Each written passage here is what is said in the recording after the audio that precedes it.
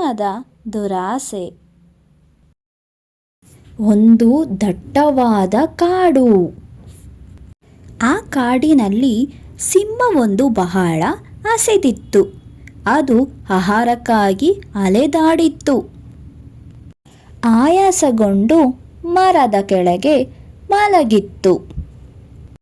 ಅಲ್ಲಿಯೇ ಸಮೀಪದಲ್ಲಿ ಇದ್ದ ಒಂದು ಮೊಲವನ್ನು ನೋಡಿತ್ತು.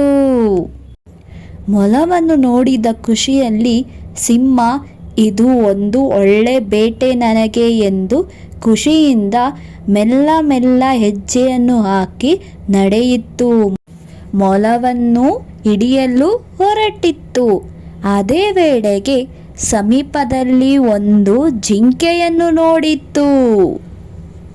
ಸಿಂಹಗೆ ಏನು ಮಾಡಬೇಕು ಎಂದು ದೋಚಿಲ್ಲ. ಆದರೆ ಜಿಂಕೆಯನ್ನು ನೋಡಿ ತುಂಬ ಖುಷಿಯಾಯಿತು. ಯಾಕೆಂದರೆ ಮೊಲಗಿಂತ ಜಿಂಕೆ ಸ್ವಲ್ಪ ದೊಡ್ಡದು ಪ್ರಾಣಿ ಎಂದು ಅನಿಸಿತ್ತು. ಅದಕ್ಕಾಗಿ ಮೊಲವನ್ನು ಬಿಟ್ಟು ಜಿಂಕೆಯನ್ನು ಹಿಡಿಯಲು ಹೊರಟಿತ್ತು. ಜಿಂಕೆಯು ಸಿಂಹವನ್ನು ನೋಡಿ ಇನ್ನೂ ವೇಗವಾಗಿ ಓಡಿತ್ತು.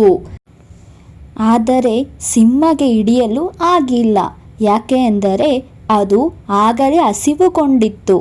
ಆ ಜಿಂಕೆಯ ರಭಸಕ್ಕೆ ಸಿಂಹವು ಸುಸ್ತು ಆಗಿತ್ತು. ಹೋಗಲಿ, ಮೊಲವನ್ನಾದರೂ ಹಿಡಿಯೋಣ ಎಂದು ಹಿಂತಿರುಗಿತ್ತು. ಆದರೆ ಮೊಲವು ಸಹ ಇರಲಿಲ್ಲ.